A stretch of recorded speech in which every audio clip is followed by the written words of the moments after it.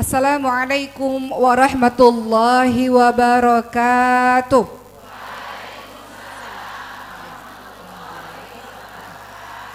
Alhamdulillahi rabbil alamin wa bihi nasta'in ala umurid dunya waddin. Wassalatu wassalamu ala asyrafil anbiya'i wal mursalin wa ala alihi wa sahbihi ajma'in, amma ba'd.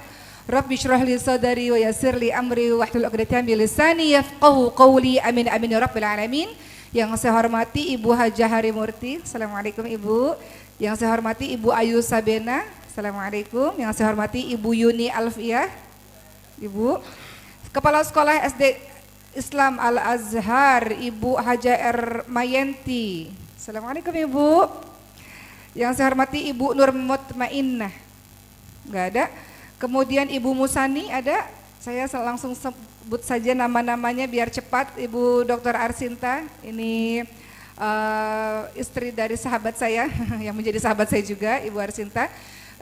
Memang saya di Indonesia hanya 4 hari Bu. Jadi saya pulang ke Indonesia 1 tahun 2 kali saja. Saat ini saya sedang kuliah di Al-Azhar Kairo. Jadi pulang ke Indonesia hanya 1 tahun 2 kali. Karena kenapa 1 tahun 2 kali? Karena itu waktu saya libur kuliah. Saat ini saya masih kuliah juga. Sehingga kemarin di liburan musim dingin, saat ini di Mesir musim dingin hanya libur 2 minggu. 2 minggu waktunya dibagi-bagi 4 hari. Kemarin saya ceramah di UK, di Inggris. Kemudian ke Malaysia, ke Singapura, Indonesia dapat jatahnya 4 hari. Setelah itu kembali lagi ke Mesir. Saya mohon doa dari ibu-ibu, semoga Allah mudahkan studi saya.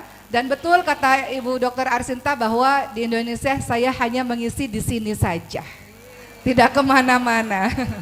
Ya, jadi wasilah beliau, alhamdulillah saya hadir di sini membersamai ibu-ibu semua. Kemudian yang saya hormati Ibu Dina Wahyuningsih, Assalamualaikum Ibu. Dan juga Ketua Jamiah TK SMP SMA Kampus Cibubur Ciracas dan pengurus Jamiah SD Islam Al-Azhar 20 Cibubur. Baik, hari ini saya nggak mau ceramah, saya mau cerita dan menggugah hati ibu-ibu semua. Dan saya tentunya saya ceramah untuk diri saya sendiri tentang peran sebagai seorang ibu yang luar biasa. Saya mulai dengan satu cerita, boleh? Ibu-ibu, waktu saya kuliah kemarin ya, tiba-tiba ketika saya baru selesai ujian, itu ada seorang anak laki-laki maba, mahasiswa baru, datang pada saya mungkin umurnya 18-19 tahun. Kemudian beliau mengatakan, Ustazah boleh minta nggak video buat ibu saya? Saya pikir itu hal yang biasa, betul? Biasanya yang ngefans ibu-ibunya, anak-anaknya udah nggak kenal lagi sama saya biasanya. Jadi saya katakan, oh ya boleh, nama ibunya siapa, mau buat videonya tentang apa? Kemudian beliau bercerita secara singkat tentang apa yang dilakukan oleh sang ibu yang membuat saya menahan air mata supaya tidak jatuh. Apa kata beliau? Ustazah, ibu saya orang hebat, kata beliau. Oh iya, Masya Allah, gimana ceritanya kalau boleh tahu? Kemudian kata beliau, ibu saya, mohon izin ya, ini cerita dari beliau yang membuat saya tergugah. Kata beliau, ayah saya adalah orang yang suka mukul istri dan anak-anaknya, katanya. Suatu ketika saya juga dipukul, terus saya balas. Saya nggak salahkan Ustazah, katanya. Kemudian saya diam saja, berusaha untuk memahami apa maksud dari ceritanya. Tapi saya udah minta maaf kok ke ayah saya. Intinya ibu saya adalah ibu yang mendukung pendidikan saya untuk saya belajar agama. Ayah saya mengatakan, untuk apa belajar agama? Jadi ustadz gajinya kecil. Belajar agama nggak bisa kaya, nggak bisa jadi orang hebat. Jadi ayah saya yang suka mukul saya ini dan mukul ibu saya melarang saya untuk sekolah agama. Namun ibu saya nggak tahu status ibunya bercerai atau masih menikah, beliau tidak cerita. Tapi beliau cerita ibu saya bekerja sendirian, mati-matian dengan tangannya sendiri untuk membiayai saya sampai saya datang ke Azhar ini, katanya. Jadi saya ada di sini karena doa, semangat, harapan, dan kerja keras dari ibu saya sehingga saya ada di sini. Cerita itu membuat dada saya bergetar dan saya butuh beberapa detik untuk membuat diri saya merasa baik-baik saja. Karena cerita ini membuat saya hampir menangis. Kemudian saya rekam anak tersebut berada di sisi saya, temannya merekam video tersebut dan saya katakan, Ibu, saya tidak kenal siapa Ibu secara personal, tapi saya sangat bangga dengan Ibu. Tidak mudah menjadi ibu tunggal. Saya nggak tahu di antara ratusan orang hari ini mungkin ada ibu tunggal atau ibu yang sudah memiliki suami tentu saja tapi merasa tunggal karena berjuang sendirian. Saya katakan pada ibu tersebut dalam rekaman, saya bangga sekali pada ibu. Saya bangga atas keyakinan, harapan, semangat yang tiada putus. Ketahuilah ibu bahwa sebagian besar para ulama, maka mereka adalah ibu-ibu tunggal. Sebagian besar dari ulama, sebutkan siapa, Imam Syafi'i, Imam Bukhari dan yang lain-lain, semuanya mereka memiliki ibu tunggal. Artinya ayahnya telah tiada. Namun dengan keyakinan sang ibu, mereka bekerja dengan tangannya sendiri, mereka menghantarkan anak-anak itu jadi anak-anak besar, anak-anak yang menjadi ulama-ulama besar, dan itu semua berkat tangan dari seorang ibu tunggal. Maka saya katakan semoga Allah Subhanahu wa taala menjadikan anak di samping saya ini menjadi ulama besar, tidak hanya kebanggaan ibu, tapi kebanggaan umat, kebanggaan Allah dan Rasulnya.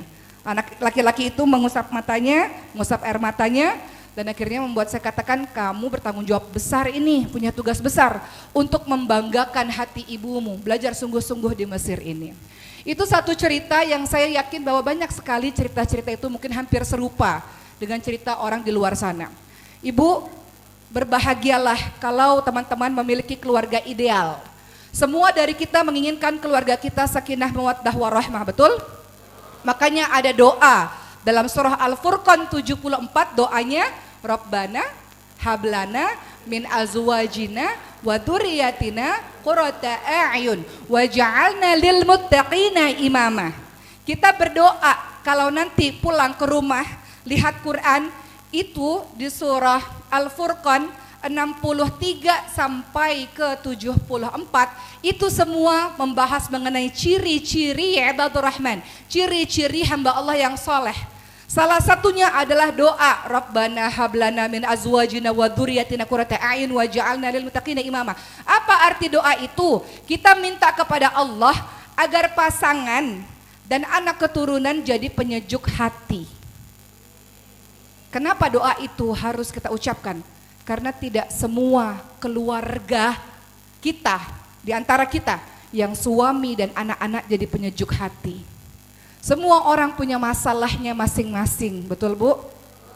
Ada rumah tangga yang harmonis, alhamdulillah. Alhamdulillah. Tapi tidak semua keluarga seperti keluargamu. Mereka menyimpan lukanya masing-masing yang mereka sembunyikan di dalam rumah tangga mereka. Maka doa ini wajib untuk diucapkan. Ada rumah tangga yang harmonis, kadang-kadang kita lihat Instagram, ya Allah suaminya romantis, ya Allah baik dan semuanya.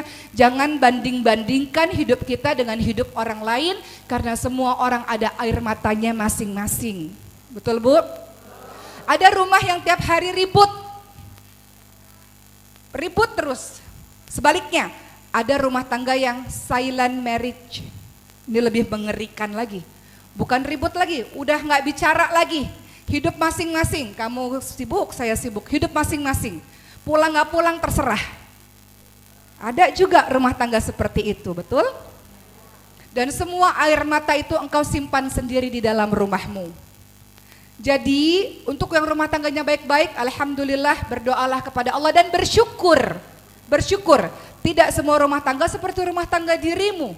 Tapi ada rumah tangga, misalnya nih ya, ada rumah tangga yang baik-baik, kemudian kita mengatakan istri harus patuh dan taat.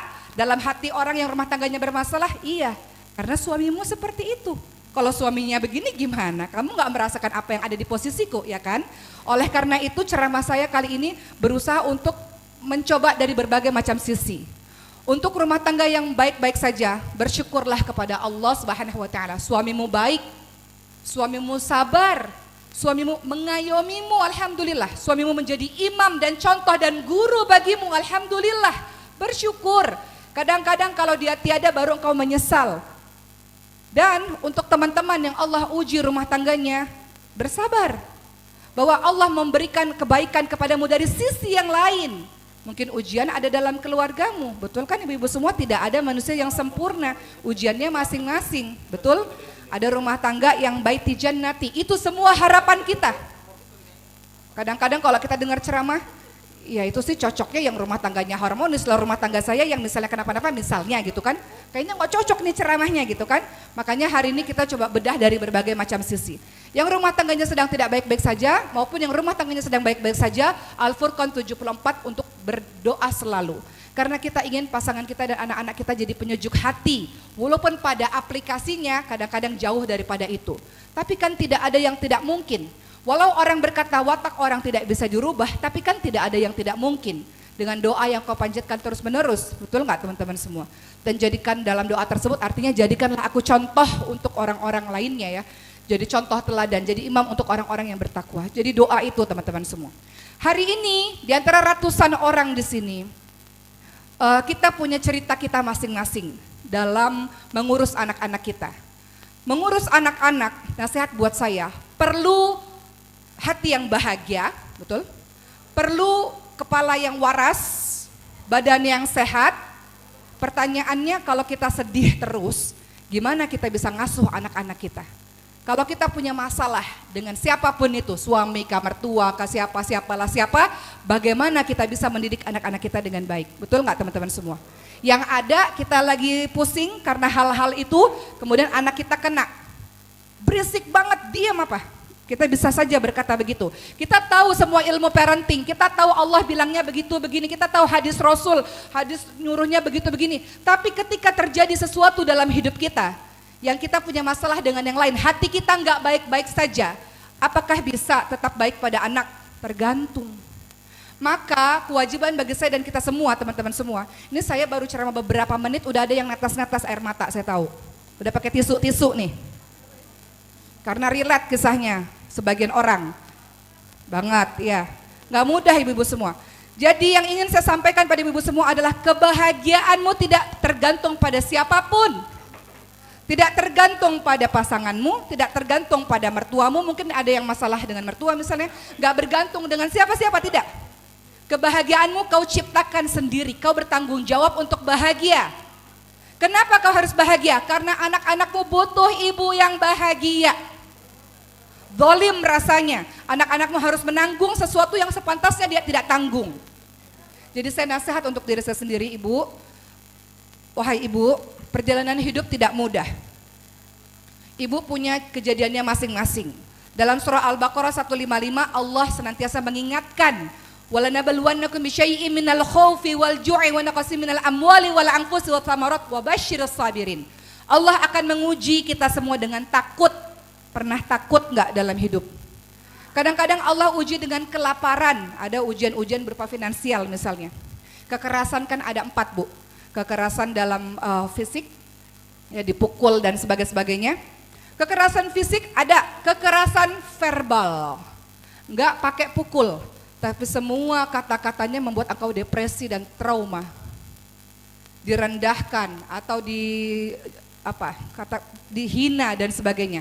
Kekerasan verbal ini enggak berbekas, enggak kayak kekerasan fisik berbekas. Tapi itu juga makanya sekarang banyak isu mental health, betul? Karena orang-orang yang berada dalam wilayah kekerasan verbal ini kadang-kadang nggak sadar sampai tiba-tiba dia depresi. Makanya sekarang banyak pergi ke psikolog, psikiater, kemudian ke hipnoterapi karena depresi. Itu kekerasan verbal. Kemudian yang ketiga kekerasan finansial, diberikan ekonomi yang tidak cukup dalam keluarga atau kekerasan seksual misalnya. Jadi kekerasan ada macam-macam. Jadi dalam hidup kita, dalam surah Al-Baqarah 155, Allah menguji kita dengan apa saja? Allah menguji kita dengan takut. Kadang-kadang ibu takut, dan setiap manusia akan merasa takut, apapun itu. Kadang-kadang kau merasa kelaparan, kekurangan harta, kekurangan jiwa. Maksudnya apa? Ada yang orang kau cintai meninggal terlebih dahulu misalnya. Kekurangan buah-buahan. Namun beritakan kabar gembira untuk orang yang sabar, kata Allah. Sabar itu apa? Ketika ditimpa ujian dia katakan inna lillahi wa inna ilaihi raji'un. Apa makna dari kalimat inna lillahi wa inna ilaihi raji'un? Kalimat ini singkatnya menghilangkan kemelekatan dalam diri kita. Semuanya dari Allah kembali pada Allah. Artinya pasangan bukan milik kita, anak-anak bukan milik kita, semua yang ada pada dirimu bahkan dirimu sendiri bukan milikmu. Ini ngomongnya gampang, pelaksanaannya nggak mudah. Pelaksanaannya nggak mudah. Sewaktu-waktu pasangan, anak-anak, harta, jabatan, segalanya bisa Allah ambil. Kenapa? Karena itu bukan punya kamu, hanya dipinjamkan saja. Tapi kenapa kita menangis meraung-raung, kita marah, kenapa? Karena kita merasa semuanya milik kita, betul? Tukang parkir kalau motor dan mobilnya diambil tidak pernah marah, betul? Kenapa? Karena dia tahu itu bukan punya dia. Justru dia bersyukur dikasih amanah, dititipkan sementara, bukan marah-marah, betul Bu? Jadi kalau terjadi apa-apa dalam kehidupan kita, kita nggak pernah tahu, maka itu bukan punya kita. Itu makna dari kalimat innalillahi wa inna ilaihi raji'un. Sebagian sudah ada yang menangis, beberapa orang. Belum masuk ke materi ini. Ibu-ibu yang saya sayangi, yang saya cintai, tidak mudah menjalani peran sebagai seorang ibu. Di depan orang, Masya Allah, kenapa engkau disebut kuat? Karena engkau mampu menyembunyikan semuanya. Kalau saya sering bilang kepada orang-orang lain, kita punya tombol on dan tombol off. Apa itu? Tombol on, tombol happy, positive vibes di depan orang banyak. Ibu, assalamualaikum. Iya, apa kabar? Baik, alhamdulillah baik. Yang engkau pasang di wajahmu itu wajah yang baik-baik saja. Itu bagus. Nabi Yakub alaihissalam mengatakan, aku mengadukan kesedihan dan kepedihanku hanya kepada Allah saja. Itu bagus. Tanda engkau orang kuat. Nanti sampai rumah, tombol sedihnya boleh dipasang lagi, boleh. Tapi di depan orang banyak, engkau strong, engkau kuat, engkau menyebarkan kebahagiaan, keceriaan karena kesedihanmu di depan Allah saja. Hari ini saya ceramah bagi ibu-ibu yang hatinya sedang gak baik-baik saja. Bagi ibu-ibu yang hatinya baik-baik saja, alhamdulillah. Tapi siap-siap, setelah baik-baik akan sedih lagi, pasti. Karena semua kehidupan digilir oleh Allah, betul? Dalam surah Al-Anbiya 35 dikatakan kullu nafsin dha'iqatul maut wa nabluukum bisyarri wal khairi fitnah. Allah akan menguji dengan kebaikan, dengan keburukan, dengan keceriaan, dengan kesedihan. Jadi hari ini engkau yang sedang baik-baik saja, jangan terlalu euforia, jangan terlalu show off. Jangan pamer-pamer kemesraanmu di sosial media berlebih-lebihan. Karena kau tak pernah tahu kehidupan orang lain. Mungkin sangat menyedihkan dan lebih menyedihkan kalau dia melihat gambar-gambar yang kau posting di sosial mediamu. Wajar saja. Jadi orang-orang yang hidupnya bahagia-bahagia saja, sebentar lagi rodamu akan ke bawah dan kau akan sedih. Jadi jangan terlalu bergembira, euforia sampai lupa dengan segala sesuatu, membanggakan terlalu berlebih-lebihan. Kau pikir tidak ada orang yang iri dengki denganmu? Ada pandangan namanya ain. Ada orang yang iri dengki dengan kebahagiaan yang kau miliki. Roda itu akan ke bawah. Untuk engkau yang sedang bersedih, yakinlah, itu roda tidak selamanya di bawah. Perlahan-lahan kesedihanmu akan sirna. Setelah hujan badai akan ada pelangi. Saya mau bacakan surat Ad-Duha. Ibu-ibu baca surat Ad-Duha, coba buka sambil lihat artinya juga. Dalam surat Ad-Duha, saya ingin menyampaikan pada ibu-ibu semua bagaimana Allah Subhanahu wa Ta'ala tidak pernah meninggalkan kita.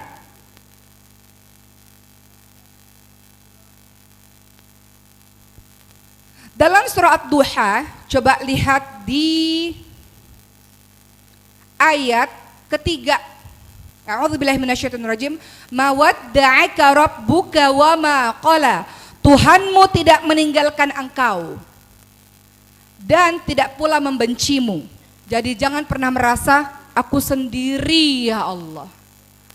Kenapa kau tinggalkan aku ya Rabb? Tidakkah kau melihat ya Allah aku begitu susah dalam menjalankan tugas ini. Aku merasa sendiri ya Allah, aku berjuang sendiri ya Allah. Aku merasa sepi ya Allah. Kemudian Allah Subhanahu wa Ta'ala katakan aku tidak pernah meninggalkanmu.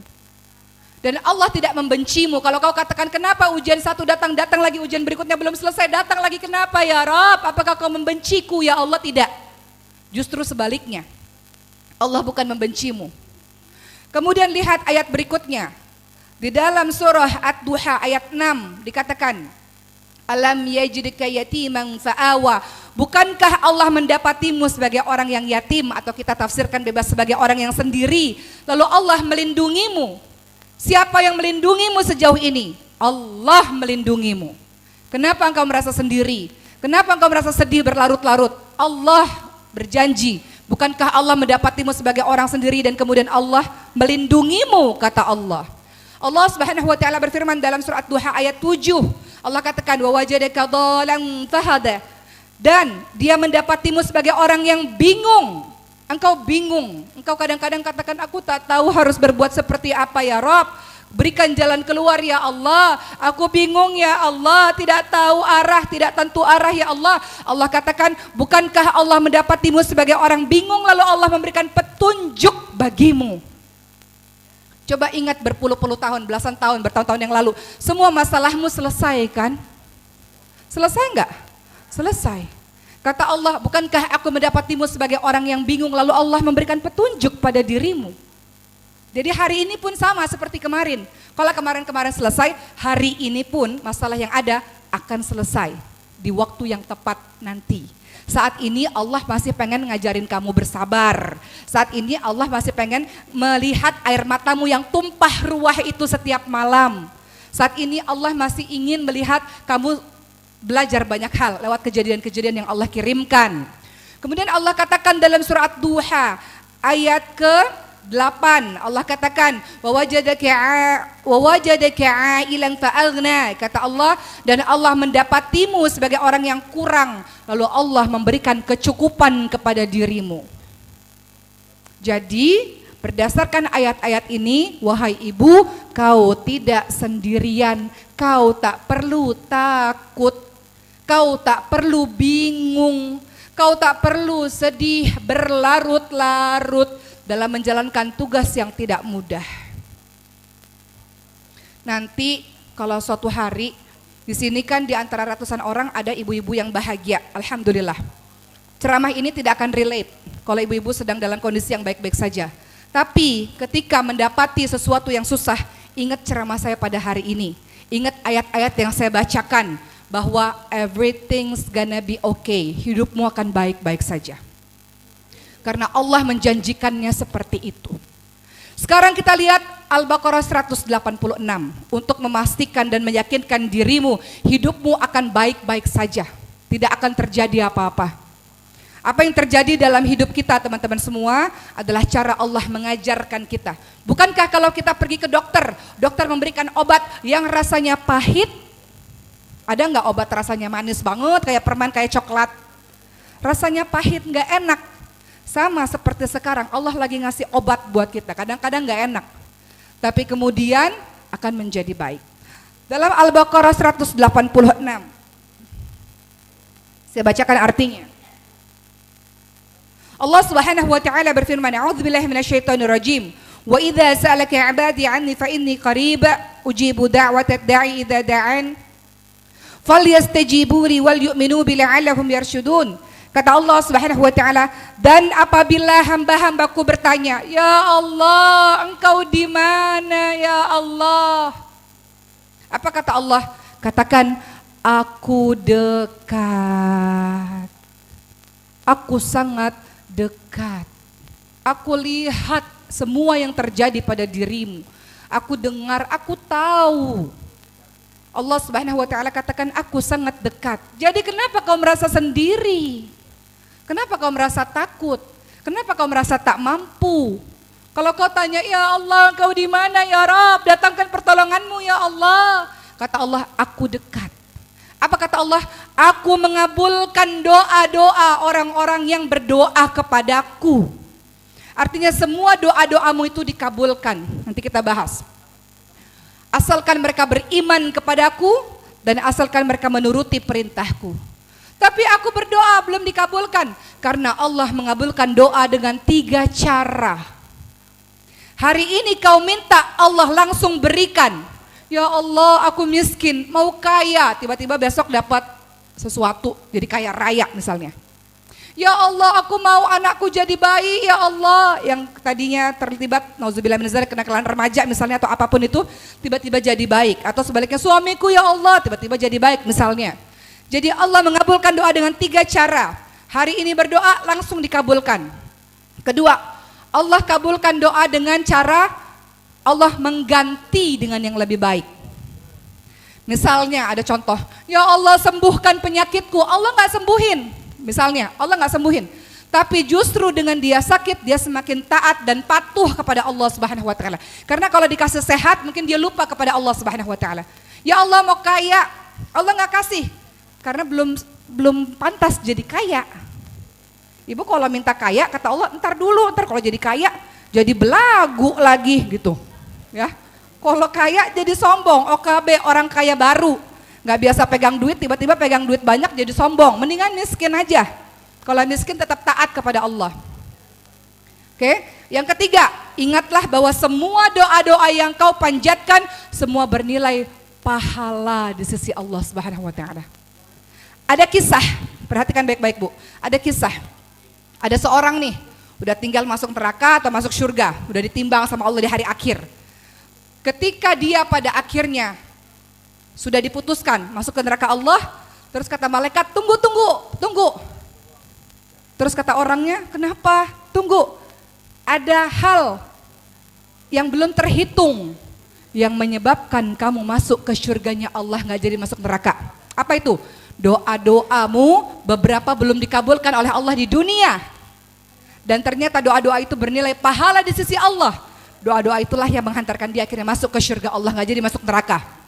Kata orang ini, andaikan aku tahu hal ini, ya sudah, alangkah lebih baik doaku di dunia nggak dikabulkan aja, biar aku mendapatkan derajat tinggi di surganya Allah Subhanahu Wa Taala. Jadi berdasarkan kisah ini, semua doa-doa yang kau panjatkan tidak ada yang sia-sia. Baik doa itu dikabulkan sekarang, atau baik doa itu digantikan dengan jauh yang lebih baik yang kau tak paham, atau doa itu menjadi pundi-pundi pahala bagimu. Kau katakan aku sudah berdoa tidak dikabulkan, tidak, itu pundi-pundi pahala bagimu yang mengangkatmu ke derajat surga yang lebih tinggi lagi. Perhatikan apa kata orang itu, andaikan aku tahu balasannya seperti ini, aku meminta agar semua doaku tidak dikabulkan di dunia, agar Allah balas di hari akhir. Jadi jangan pernah mengatakan kenapa aku berdoa kau tidak kabulkan ya Allah. Jangan pernah berkata seperti itu, karena tak ada yang sia-sia di hadapan Allah Subhanahu Wa Taala. Kembali lagi tentang seorang ibu yang akan saya kaitkan dengan ibu rumah tangga. Karena ibu rumah tangga ini luar biasa. Healingnya apa healingnya ibu rumah tangga? Healingnya pengajian ini. Betul? Makanya harus buat pengajian. Kalau nggak stres. Betul? Saya mau cerita sedikit tentang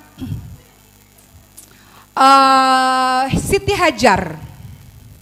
Siti Hajar. Siti Hajar seorang ibu yang mengajarkan kita tentang ketangguhan. Saya mau cerita dulu tentang diri saya katakan dengan Siti Hajar. Ibu, semua dari kita pengen punya anak sehat, betul? Dulu saya kalau ngelihat anak dengan berkebutuhan khusus atau anak dengan sindrom dan sebagainya, saya cuma bilang, ibu sabar ya punya anak yang seperti ini, mudah-mudahan anak ini anak surga. Klise, betul? Sangat klise. Kalimat saya ini tidak dari hati karena saya tidak pernah merasakannya. Ketika Allah takdirkan saya dengan anak sindrom, anak saya yang keempat sindrom Bu, kelainan langka, namanya sindrom Prader-Willi. Singkat cerita, ketika anak itu lahir dia harus masuk NICU, dia tidak menangis, dia tidak bergerak. Ketika bernafas dia perlu alat bantu napas namanya CPAP. Ketika dia makan harus ada selang masuk ke lambungnya. Dia punya hipotonia, otot yang lemah. Semuanya dalam kehidupan kita perlu otot. Mengedipkan mata perlu otot, bergerak perlu otot, bernafas perlu otot, makan perlu otot, menangis perlu otot, semua perlu otot. Ketika ototnya lemah dia nggak bisa ngapa-ngapain dan semuanya pakai alat bantu. Jadi saya nggak dengar anak saya nangis. Saya nggak lihat anak saya bergerak.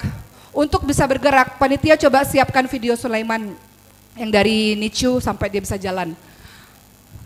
Teman-teman, anak saya berjuang. Untuk angkat kepala dia harus melakukan terapi. Dia nangis pada saat terapi karena terlalu sakit mungkin.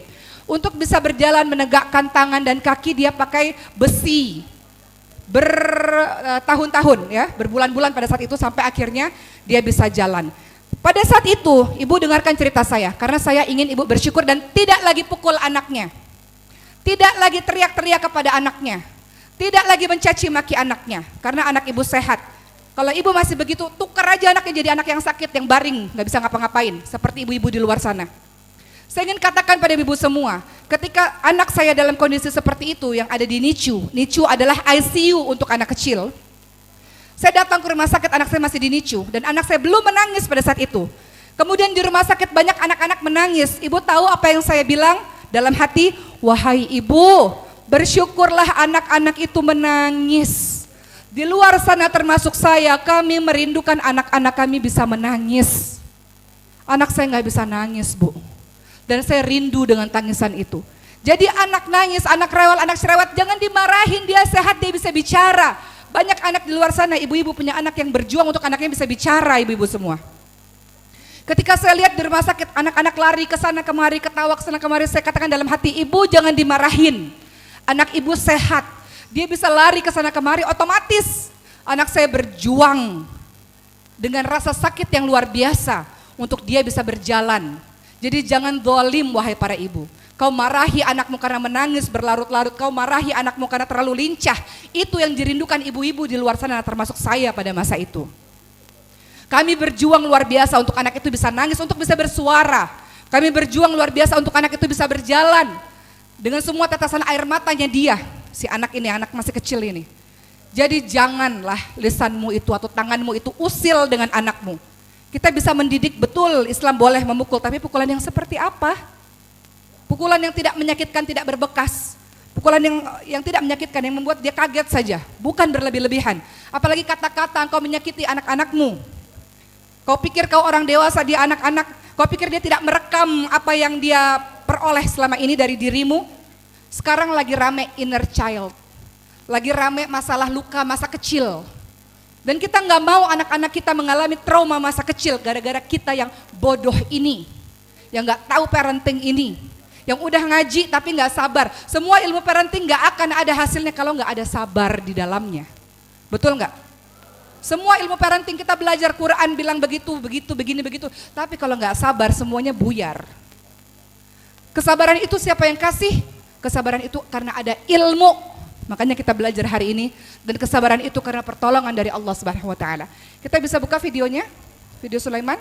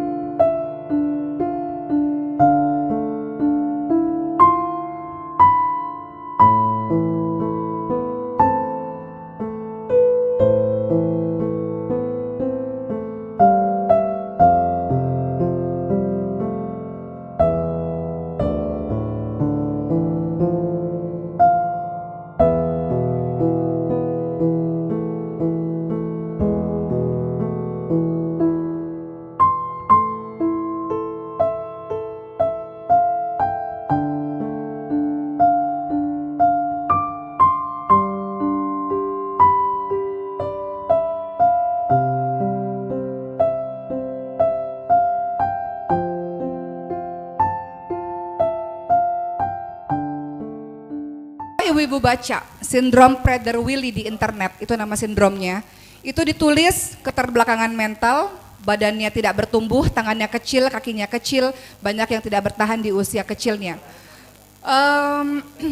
Apa yang saya pelajari dari kisah ini? Saya katakan pada Allah, tapi saya masih boleh berharap kan ya Allah? Masih boleh kan ya Allah? Saya harus punya harapan supaya saya semangat dalam menjalani hari demi hari. Karena bagi seorang manusia, bagi kita para ibu, kalau kehilangan harapan dan semangat, buyar semuanya. Maka dalam setiap kehidupan kita harus ada yang namanya harapan dan semangat supaya engkau semangat terus bergerak.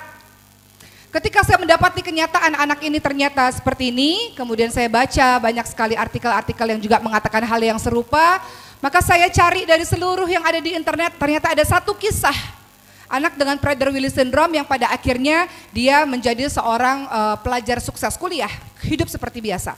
Saya nggak pernah lihat kisah sedih semua itu, saya cuma konsentrasi pada satu kisah berhasil orang ini. Ibaratnya walaupun kemungkinannya 0,00001%, tapi kan masih ada kemungkinan. Kenapa saya harus konsentrasi kepada yang lain-lain yang sedih-sedih? Saya harus membuat diri saya berharap penuh, dengan punya harapan saya semangat menjalani pengobatan dan hari demi hari. Dan saya yakin bahwa Allah memberikan kesembuhan. Sampai akhirnya alhamdulillah, walaupun hari ini masih terus berjuang dengan suntik tiap hari dan sebagainya, alhamdulillah sekarang Sulaiman berusia 5 tahun. Yang ingin saya sampaikan pada ibu-ibu semua, bahwa ketika saya menjalani semua hal ini, saya teringat dengan kisah Siti Hajar. Siti Hajar mengajarkan arti kesabaran, ketangguhan, optimis, semangat, harapan, tawakal ala Allah, itu dari Siti Hajar. Jadi ketika saya mendapati kisah demikian, saya teringat Siti Hajar. Bayangkan, ibu tahu semua kisahnya. Saya akan kembali mendetailkan kisah Siti Hajar supaya engkau tidak merasa sedih sendirian dan berjuang sendirian. Lihat apa yang dilakukan Siti Hajar. Siti Hajar sendirian, tanpa suami. Saya berkata begini, mungkin ibu tunggal atau ada orang yang berumah tangga tapi ngerasa berjuang sendirian. Maka kisah ini akan relate dengan orang-orang yang punya kisah demikian. Kembali lagi, kisah kalau suaminya baik dan sebagainya, alhamdulillah, bersyukurlah pada Allah. Saya akan kisahkan Siti Hajar. Ketika Siti Hajar seorang diri dengan bayinya Ismail alaihissalam, Siti Hajar hanya berkata pada suami, apakah ini memang perintah dari Allah? Kemudian sang suami hanya mengangguk, kemudian pergi meninggalkan. Siti Hajar tahu bahwa ini adalah takdir. Setiap apa yang terjadi dalam hidup kita, lihat rukun iman. Rukun iman yang keenam apa? Percaya pada, jangan ngomongin dulu percaya kepada Allah, percaya kepada qada dan qadar dulu. Artinya apa? Kau percaya pada takdir semua yang Allah berikan padamu. Artinya apa? Ketika kita mengatakan saya beriman kepada qada dan qadar, artinya apa? Saya ridho ya Allah. Dengan semua yang engkau berikan dalam hidupku, itulah yang terbaik ya Rob. Gak ada takdir buruk teman-teman semua. Semua takdir adalah baik. Hanya saja kita terlalu bodoh sehingga kita tidak bisa memahami takdir itu. Sampai satu masanya nanti kau akan katakan, alhamdulillah aku melalui semua ini ya Rob, betul? Karena dengannya aku belajar banyak. Jadi kalau kau mengatakan aku beriman kepada qada dan qadar, artinya aku ridho ya Allah. Apa ridho? Aku terima ya Allah. Semua takdir yang kau berikan kepadaku, aku terima ya Rob. Asalkan berikan aku kekuatan untuk bisa melewatinya. Jadi untuk teman-teman semua, saya hanya ingin mengatakan pada teman-teman semua, apapun yang terjadi dalam hidupmu saat ini, itulah yang terbaik untukmu. Apa kata Allah dalam surah Al-Baqarah 216? 10 menit lagi selesai. Apa kata Allah Subhanahu wa taala dalam surah Al-Baqarah 216? Catat ayatnya, baca di rumah supaya menguatkan dirimu. Kata Allah, wa asa an takrahu syai'a wa huwa khairul lakum wa asa an tuhibbu syai'a wa huwa syarrul lakum wallahu ya'lamu wa antum la ta'lamun. Boleh jadi apa yang kamu tidak suka, itulah yang terbaik untuk kamu. Itu yang terbaik buat kamu. Boleh jadi apa yang kamu suka, yang kamu inginkan, itu belum tentu baik untuk kamu. Allah mengetahui, manusia tidak mengetahui. Jadi semua yang terjadi apapun itu dalam hidupmu, itulah yang terbaik untuk kamu. Siti Hajar, kembali pada kisah Siti Hajar. Siti Hajar ridha, kalau memang ini takdir dari Allah, pasti Allah tidak pernah meninggalkan aku dengan bayiku, dengan anakku. Allah lihat, Allah, aku ada di sini ya Rob. Siti Hajar mengajarkan pada kita bergantung penuh kepada Allah Subhanahu wa taala. Lihat apa yang dilakukan Siti Hajar. Wahai para ibu, jangan putus asa, jangan berhenti berharap. Jangan lemah, jangan sedih terus menerus, anakmu memerlukan dirimu. Anakmu memerlukan ibu yang kuat, ibu yang optimis, ibu yang penuh harap, ibu yang bahagia. Dan kau harus menjadi ibu yang bahagia untuk membahagiakan orang lain, untuk membahagiakan anakmu. Apa yang dilakukan Siti Hajar ketika berada bersama dengan sang bayi di Mekah yang tidak ada air, tidak ada tumbuhan, tidak ada manusia, tidak ada siapa-siapa, gurun. Bagaimana bisa hidup seperti ini? Ibu semua tahu kisahnya.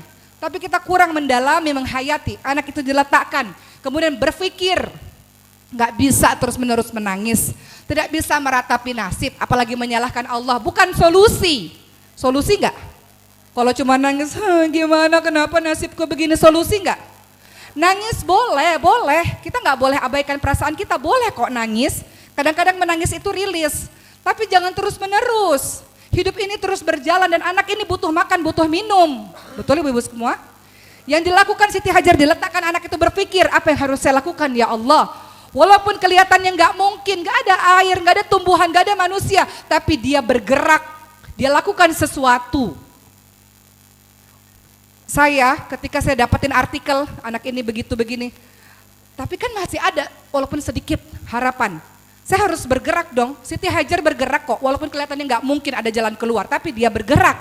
Dia lakukan sesuatu. Dia nggak diam, dia nggak nangis terus menerus. Apa yang dilakukan Siti Hajar? Berlari dengan telanjang kaki ke bukit Sofa yang sangat tinggi. Sampai di bukit Sofa, di mana ada air, di mana ada tumbuhan, di mana ada manusia. Anakku hampir mati kehausan. Di mana ada air? Turun ke bukit Sofa, lari ke ujung sana ke bukit Marwah. Begitu 7 kali bolak-balik, bolak-balik. Bergerak, masih bergerak. Walaupun di otaknya ini nggak ada air, nggak ada kehidupan ini. Tapi kan nggak mungkin kita diam aja. Maka beliau melakukan sampai titik darah penghabisan. Semua pengorbanan perjuangan seorang ibu, belajarlah dari kisah Siti Hajar. Dia nggak berhenti, beliau nggak putus asa, beliau nggak menangis meratapi nasib, beliau nggak lemah. Bangkitlah wahai para ibu. Buat anak-anakmu lebih hebat dibandingkan dengan dirimu. Buat derajat anak-anakmu lebih tinggi dibandingkan dengan dirimu. Mereka perlu ibu-ibu yang hebat, ibu yang kuat, ibu yang bangkit, ibu yang waras, ibu yang bahagia. Dan kau yang bertanggung jawab untuk membuat dirimu seperti itu, bukan orang lain. Gimana aku bisa bahagia begitu begini? Kita yang menciptakan kebahagiaan diri kita sendiri. Kau yang cari kebahagiaanmu sendiri. Untuk siapa? Untuk anak-anakmu, untuk darah dagingmu yang harus hidup baik, lebih baik dibandingkan hidupmu. Maka yang dilakukan Siti Hajar setelah berjuang ke sana kemari, akhirnya Allah melihat perjuangannya. Allah nggak tidur, Allah lihat setiap detik perjuangan yang dilakukan oleh Siti Hajar. Setiap peluh, setiap keringat, setiap air mata, setiap kesakitan, setiap susahnya Siti Hajar Allah lihat. Nggak mungkin Allah diam saja. Dengan semua amal saleh yang dilakukan oleh Siti Hajar, perjuangan seorang ibu, maka Allah berikan air zam-zam untuk Siti Hajar. Dan akhirnya anak itu bisa makan, minum, dan akhirnya menjadilah kota Mekah seperti yang sekarang. Dari cerita Siti Hajar, saya hanya ingin mengingatkan pada ibu-ibu semua bahwa ibu tidak mudah menjadi seorang ibu. Kadang-kadang kau diuji dengan gak punya duit itu menyakitkan, betul? Apalagi gak punya duit ketika orang yang kita cintai sakit. Gak punya duit untuk sekolahin anak, menyakitkan. Kita mau kasih kebaikan untuk anak kita, tapi kita gak ada duit, itu menyakitkan. Menjadi seorang ibu gak mudah, uang belanja sedikit misalnya, ya dari suami misalnya. Atau kehidupan hati kita lagi gak baik-baik aja, gak mudah. Tapi engkau ibu, engkau yang lebih dewasa dibandingkan dengan anak-anakmu, maka punyalah kontrol yang baik untuk dirimu sendiri. Jangan zalim pada anakmu. Engkau bermasalahnya dengan siapa, hatinya lagi gak baik-baik saja, anakmu kena, jangan zalim. Minta maaf. Kembali ke anak-anakmu dan katakan, Uma tadi baru ikut kajian, mama baru ikut kajian, gitu ya. Saya minta maaf, mama minta maaf sayang. Maaf belum jadi ibu yang baik. Maaf belum jadi ibu yang sabar. Maaf belum jadi ibu yang berilmu. Kita ini banyak kurangnya bu, banyak kurangnya. Anak-anak itu banyak orang soleh dibandingkan dengan diri kita. Mereka belum punya anak sampai hari ini. Padahal sholat malamnya tiada putus, Qur'annya lebih banyak. Allah kirimkan anak itu untuk kita yang belum soleh ini karena Allah percaya menitipkan hambanya itu kepada kita. Maka tugas kita terus belajar. Kalau orang tanya ngapain saya belajar terus untuk anak-anak saya. Ini amanah dari Allah Subhanahu wa taala. Allah ingin mereka jadi pejuang-pejuang. Ini amanah. Makanya harus belajar terus. Karena saya masih bodoh, maka saya harus terus belajar. Mereka tanya ngapain saya belajar terus karena saya bodoh. Jadi saya harus terus belajar. Setidaknya untuk anak-anak yang Allah percayakan kepada saya, 4 anak buah hati ini yang Allah percayakan kepada saya, ini hamba-hambanya Allah yang Allah titipkan kepada saya. Dan bagaimana cara mendidiknya kalau tanpa ilmu? Makanya ibu harus terus belajar. Bagaimana cara membuat masa kecil mereka menyenangkan? Kalau ibunya bahagia, hatinya bahagia. Maka ibu, semua ayat-ayat yang saya sebutkan tadi, mudah-mudahan menjadi penyemangat bagi ibu-ibu semua. Saya nggak banyak bahas ayat pada hari ini. Karena tadi niat saya, ceramah itu bergantung ya Bu, beda-beda. Ada ceramah yang memang kita bahas ayat demi ayat, ayat demi ayat. Tapi hari ini, entahlah mengapa, saya juga nggak tahu. Tapi hati saya mengatakan, saya mau menguatkan ibu-ibu semua yang ada di sini. Mudah-mudahan apa yang saya sampaikan masuk ke hati-hati sebagian ibu-ibu. Dan berguna bagi hati sebagian ibu-ibu. Untuk menjadi semangat dan menjadi lebih kuat untuk anak-anak kita. Terakhir kisah ibundanya Imam Bukhari. Ibu tahu Imam Bukhari, periwayat hadis yang sangat terkenal kalau kita baca hadis-hadis riwayat Bukhari, begitu kan? Beliau itu orang Uzbekistan, bukan orang Arab. Bukan orang Arab. Nggak bisa bahasa Arab dulu karena memang itu kan orang Uzbekistan punya bahasanya sendiri. Kalau ibu ke Uzbekistan ada tempat namanya Bukhara. Dari situlah disebut Imam Bukhari. Dulu waktu kecil beliau buta, Bu, nggak bisa lihat. Ibunya ke sana kemari memberikan pengobatan, berdoa pada Allah tiap hari, nangis. Semua orang bilang, semua tabib mengatakan nggak bisa sembuh. Ibunya terus mengangkat tangannya berdoa. Tiba-tiba ibunya tertidur di atas sejadah, didatangi seseorang dalam mimpi. Allah menyembuhkan anakmu lantaran banyaknya air matamu yang menangis di atas sejadah. Maka ketika dia bangun, tiba-tiba anaknya bisa lihat. Jadilah Imam Bukhari yang seperti yang kita kenal seperti hari ini. Berdasarkan dari kisah itu, kullu kalam ad-du'a, semua perkataanmu adalah doa wahai ibu. Hati-hati dalam berucap. Minta maaf pada anak, minta ampun kepada Allah ketika ada lisan yang kau katakan tidak baik. Ketika tanganmu yang usil ini mencubit dia, menjewer dia, memukul dia, minta ampun kepada Allah. Ya Allah, aku menyakiti hambamu ya Rob. Aku menyakiti amanah yang kau berikan kepadaku ya Rob. Andaikan bisa aja tuh anak dikasih ke orang yang lebih solehah dibandingkan dengan dirimu. Karena dirimu gak solehah. Mereka lebih banyak sholat malamnya, Qur'annya lebih hebat, lebih sabar. Andaikan boleh, anak ini lebih baik sama mereka aja yang bisa ngasuh anaknya. Bukan kepada sebagian dari kita yang zalim, yang jahat pada anak-anak kita. Kita gak mau jadi orang tua begitu. Minta ampun pada Allah, sujud kepada Allah, minta ampun dengan tetesan air matamu. Belum jadi ibu yang baik, belum jadi ibu yang sempurna. Kau katakan kepada Allah, ya Allah sembuhkan hatiku yang terluka ya Allah. Sembuhkan kepedihanku, hilangkan ya Allah semua masalahku agar aku bisa totalitas dalam membersamai anak-anakku. Memang kadang-kadang kita juga bekerja. Anak gak butuh 24 jam sama kita, enggak. Tapi dia butuh kualitas. Dia nggak butuh jumlah waktu. Ibu kau di rumah, tapi tanganmu sibuk dengan handphone. Ketika anak ngomong, nggak usah ada di situ kalau gitu. Anakmu ketika bicara tatap matanya dan lihat dia bicara. Sebagaimana kau bicara, kau tidak ingin orang lain mengabaikanmu, begitu pula dengan anak-anakmu. Maka pulang kembali ke rumahmu dan katakan, Mama minta maaf sayang. Mama minta maaf ya nak, belum jadi ibu yang sempurna. Belum jadi ibu yang berilmu, belum jadi ibu yang sabar, maafin. Mungkin komunikasi kita kurang baik, maafin ya sayang. Minta maaf kepada anak-anakmu, minta ampun kepada Allah Subhanahu wa taala atas semua yang sudah kau lakukan pada anak-anakmu. Kita manusia yang banyak kurangnya ibu-ibu semua. Minta kepada Allah kekuatan, anak-anak kita harapan kita, masa depan kita. Anak-anak kita kebanggaan kita. Insya Allah mudah-mudahan Allah bantu dengan berbagai macam kekuatan, kau bisa membersamai anak-anakmu. Asalkan dirimu stabil lebih dahulu. Jadi sebelum kau melakukan sesuatu untuk anakmu, sebelum kau mencintai, memberikan seluruh kasih sayang, dirimu harus dicintai oleh dirimu sendiri. Kau harus mencintai dirimu sendiri sebelum kau mencintai anak-anakmu atau orang lain. Jangan lupakan dirimu wahai ibu. Kadang-kadang kita sibuk mencurahkan kepada yang lain, kita lupa ini diri udah bobrok, udah hancur diri ini. Sayangin dirimu, caranya gimana? Tatap kaca kau katakan, wahai diri, aku ini orang baik, aku ini punya hati yang baik, aku ini pantas untuk bahagia, aku ini pantas untuk, katakan semua afirmasi positif yang membuat engkau merasa dirimu berharga dan dirimu bahagia. punya waktu untuk dirimu sendiri. Nggak salah kok Bu, me time itu nggak salah. Engkau cintai dirimu sendiri, punya waktu untuk dirimu sendiri. Kalau kau sehat, anak-anakmu bisa sehat, betul?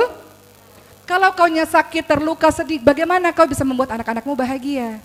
Gitu. Jadi sebenarnya ceramah saya banyak banget, tapi saya harus selesai. Bahasa sekarang ada 5 bahasa cinta, ya kan? Ada word of affirmation. I love you sayang. Mama bangga sekali sama kamu.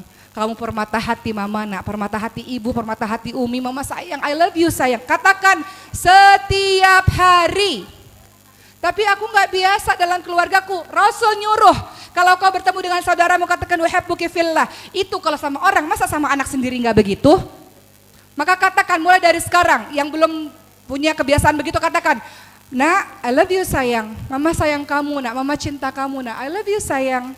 Mama bangga sama kamu nak, kamu hebat, permata hati mama nak, kamu kesayangan mama. Di Al-Quran itu bilangnya apa? Ya bunayya, wahai anakku sayang. Panggil dengan kalimat-kalimat yang lembut. Ibu bisa? Bertobatlah wahai para ibu yang kau pernah mengatakan anak bodoh, anak durhaka, anak nakal. Ini bukan sesuatu yang harus ditertawakan. Ini sesuatu yang harusnya kau merasa sedih karena kau jahat pada anakmu sendiri. Ibu-ibu masih fokus dengar saya? Word of affirmation. Katakan kalimat-kalimat positif pada anakmu. Kedua, physical touch. Peluk dia, cium dia. Ada seorang bernama Al-Aqra datang pada Rasul. Ya Rasul, saya gak pernah tuh cium anak saya. Kata Rasul, man la yarham la yurham.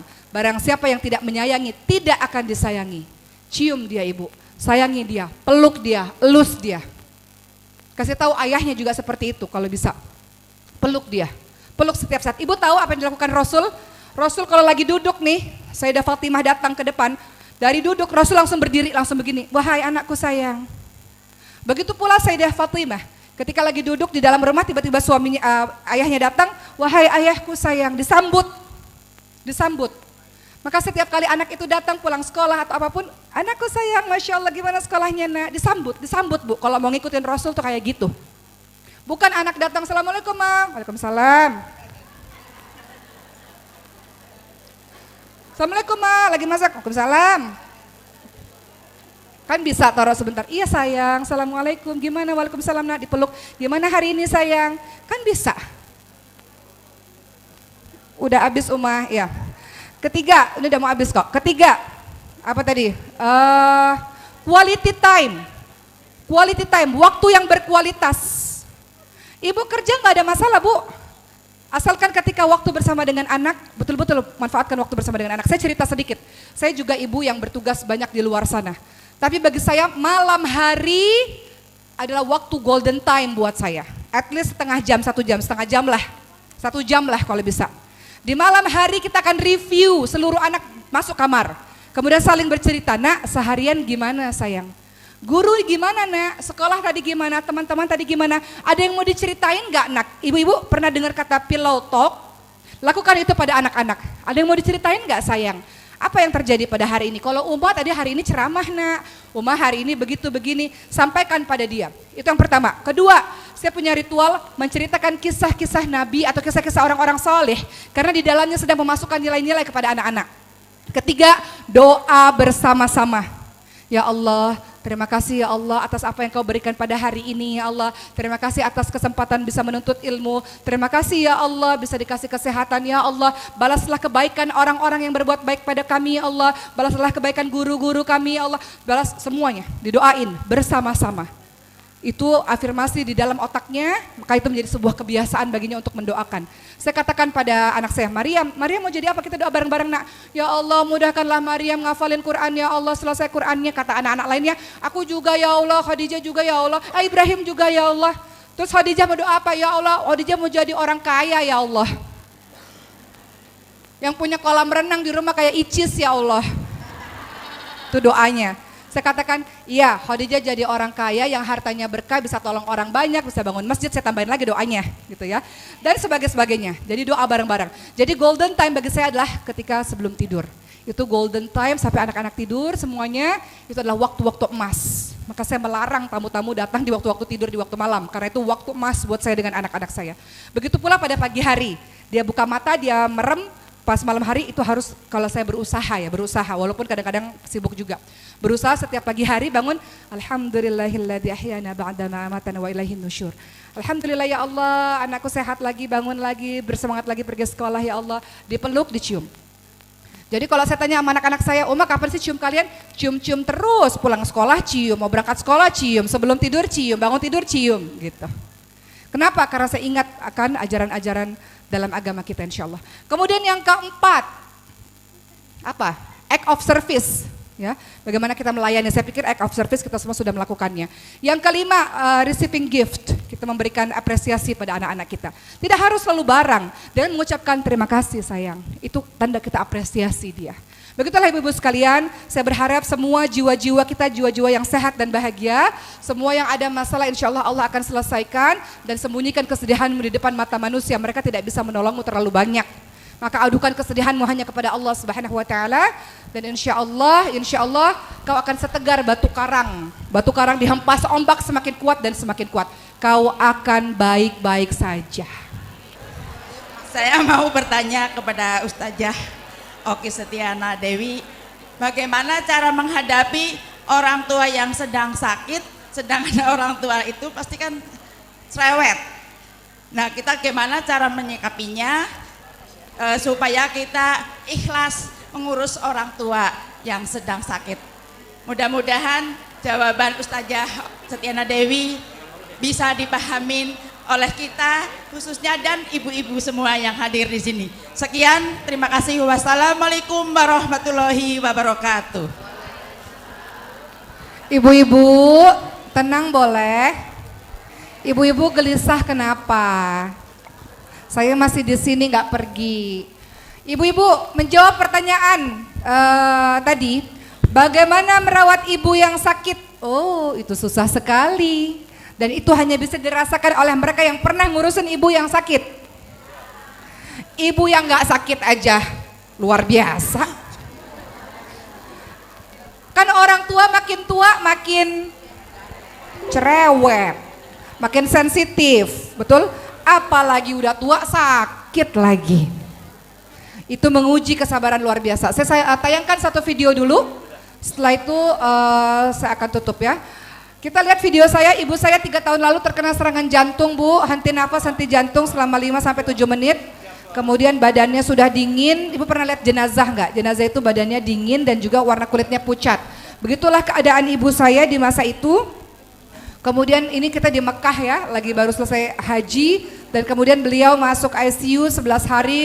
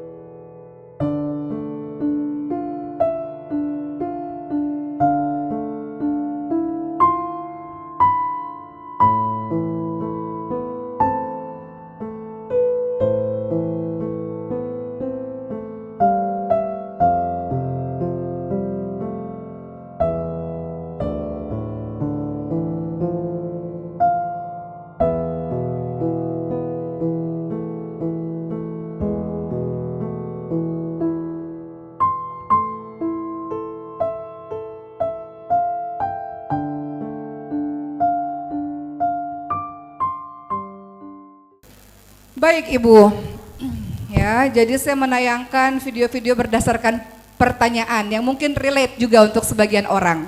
Kan Allah uji kita beda-beda ya, ada yang Allah uji orang tuanya sakit, ada yang Allah uji anaknya, suaminya dan sebagainya.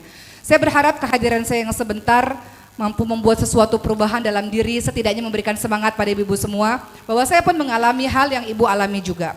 Ibu saya dikatakan dokter harapan hidup sangat tipis, sehingga seluruh keluarga bersiap-siap untuk datang dari Indonesia ke Mekah, maksudnya dokter adalah untuk sholat bersama-sama gitu. Karena harapan hidup tipis. Kalaupun hidup maka bertahan dengan alat seumur hidup. Lagi-lagi saya berkata, kan saya masih boleh berharap kan ya Allah. Makanya dari awal ceramah saya katakan kelemahan, kehilangan terbesar bagi seseorang adalah ketika dia sudah mulai kehilangan harapan. Ketika dia kehilangan harapan, dia kehilangan semangat. Maka saya katakan pada Allah, ya Allah mereka kan manusia ya Allah, saya bolehkan berharap. Saya bolehkan berharap ya Rabb untuk Engkau menyembuhkan ibu saya walaupun kata mereka susah ya Allah. Allahumma Rabbana sa'athi bil ba'sa ishfi anta syafi ya Allah, Kau penyembuhkan ya Rabb. Maka dokter mengatakan, oke, engkau punya Allah di depan sana. Berdoa kepada Allah SWT. Maka saya sholat malam Bu, dari jam 2 sampai jam 6 pagi setiap hari. Kemudian kata dokter, bersodakohlah. Karena sodakoh bisa menolak penyakit, sodakoh bisa menolak bala, sodakoh bisa menolak bencana. Bersodakohlah dan kemudian meminta kepada Allah SWT. Pada saat semua orang mengatakan, sudahlah ikhlas, Loki ikhlas. Saya katakan, iya saya ridha dengan ketetapan Allah. Tapi kan saya masih boleh berharap. Untuk saya berdoa semaksimal yang saya bisa kepada Allah Subhanahu wa taala. Yang Ibu lihat di akhir video, dokter mengatakan ventilator tidak bisa dipakai selamanya. Maka harus dibolongin lehernya pakai alat. Namanya tracheostomy. Maka alat itu dipakai seumur hidup. Maka ketika saya sudah tanda tangan, ya Allah, kalau memang ini yang terbaik bagimu ya Allah. Tiba-tiba dokter katakan, ibu kamu keadaannya mulai membaik dan boleh keluar dari ICU. Tiba-tiba. Tiba-tiba Bu. Padahal saya sudah siap-siap itu, sudah siap-siap dipindahkan ke rumah sakit yang lebih besar untuk dibolongin lehernya. Kemudian tiba-tiba dokter katakan, udah boleh keluar. Giliran saya yang bingung, udah boleh keluar dok? Iya udah boleh keluar. Dan sampai hari ini yang kata dokter mungkin kalau hidup akan pakai alat seumur hidup, ibu saya sehat ibu. Apa kata beliau? Apa kata beliau? Kematian itu kan beliau merasa dirinya sudah mati ya, karena sudah tidak bernafas 7 menit tadi. Kata beliau, kematian itu bukan sesuatu yang harus ditakutkan. Kematian itu adalah pertemuan dengan sang kekasih, dengan Allah Subhanahu wa taala. Jadi kalau seseorang meninggal dunia, yang sedih orang yang di dunia karena merasa berpisah. Tapi kami yang sudah meninggal, karena beliau merasa sudah pernah meninggal gitu ya. Kami yang sudah meninggal itu merasa bahagia karena bertemu dengan sang kekasih Allah Subhanahu wa taala. Beliau katakan ibu dalam keadaan yang berbaring dan kemudian ketika membuka mata ibu lihat semuanya luas. Tiba-tiba dari kejauhan ada sosok yang besar bawa Quran. Ibu saya penghafal Quran Bu. Beliau penghafal Quran sampai hari ini berjuang untuk ngafalin Quran. Beliau kemarin sudah selesai 20 juz dan masih terus ngafalin Quran seterusnya. Jadi beliau bilang Quran itu dibawa oleh seseorang dan kemudian Quran itu menyinari tempat itu sehingga sangat terang benderang. Kemudian beliau katakan ya sudah tempatnya luas dan terang, apa yang perlu ditakutkan?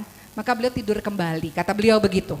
Jadi itu kisah tentang perjalanan hidup bahwa kalau suatu hari nanti, nasihat buat saya, ada seseorang yang Allah ambil, entah siapapun itu, kita yang sedih Bu, mereka bahagia karena sudah bertemu dengan zat yang paling mencintainya. Bukan kita yang mencintainya, zat yang paling mencintainya, Allah Subhanahu wa taala. Dan untuk ibu-ibu yang merawat orang sakit tidak mudah Ibu. Pertama, ingatlah bahwa orang tua punya batas waktu. Tidak selamanya kau mengasuh orang tuamu, itu enggak selamanya. Kedua, memang lelah, memang capek, memang capek, memang lelah. Kadang kita stres sendiri gitu.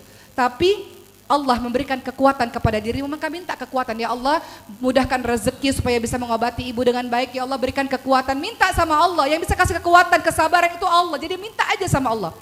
Perbaiki hubunganmu dengan Allah, itu aja. Kedengarannya simpel, sederhana, tapi nggak semua orang bisa lakukan. Itu yang saya lakukan pada saat itu. Saya nggak bilang saya baik, saya pun masih banyak kekurangan yang masih banyak dosanya. Tapi siapa yang bisa menguatkan saya pada hari itu? Bu, nggak ada. Ketika dokter mengatakan susah, harapan hidup tipis. Gimana dok? Susah, harapan hidup tipis. Kepada siapa saya berharap? Kepada siapa saya meminta kekuatan untuk diri saya sendiri, untuk merawat ibu saya? Itu saya di Mekah Bu, sendirian merawat ibu saya.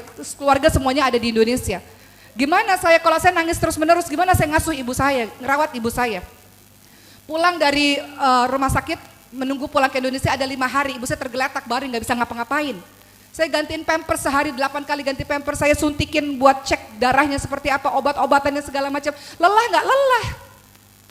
Tapi ini ibu saya, kenapa saya bilang begitu teman-teman saya sekalian? Saya bilang sama Allah, ya Allah, ayah saya meninggal mendadak Bu, mendadak. Gak ada angin, gak ada hujan, mendadak, kaku, ditemukan 8 jam kemudian. Saya katakan, masa ibu saya harus begitu dok? Allah sama seperti ayah saya. Kenapa izinkan saya, kasih saya waktu untuk berbakti pada ibu saya. Saya katakan begitu, karena saya nggak sempat bakti sama ayah saya meninggal mendadak. Masa kejadian ibu saya sama seperti ayah saya, ya Rob. Saya katakan pada Allah, kasih saya kesempatan untuk bisa bakti, ya Allah untuk ibu saya. Maka dengan begitu Allah kuatkan Bu, Allah yang membuat kita sabar, Allah membuat fisik kita sehat. Ibu tahu, wahai para ibu, terakhir dari saya, ketika ada orang tua mengatakan, saya mau tinggalnya sama si anak itu anak surga Ibu. Orang tua memilih kita, saya mau tinggalnya sama dia, saya kalau sakit mau dirawat sama dia, itu ya Allah, kau orang-orang pilihan Ibu, Masya Allah, berbanggalah dengan itu. Bahwa surgamu memilih engkau untuk merawatnya, maka berbanggalah dengan itu. Maka Allah kuatkan dirimu insya Allah. Ibumu tahu siapa di antara semuanya bahwa dia memilih dirimu, engkau istimewa wahai ibu. Engkau istimewa, Masya Allah. Semoga Allah menguatkan bagi siapa-siapa yang sedang merawat orang-orang yang sakit. Dan bagi siapapun yang orang tuanya sedang sakit, berharaplah dan berdoalah Allah memberikan yang terbaik untuk mereka insya Allah. Dan memberikan kesembuhan yang tiada datang penyakit berikutnya. Kalaulah kata Allah memang sudah seperti itu dan kembali kepada Tuhannya, dia kembali kepada zat yang sangat mencintainya insya Allah. Terima kasih. Assalamualaikum warahmatullahi wabarakatuh. Waalaikumsalam warahmatullahi wabarakatuh.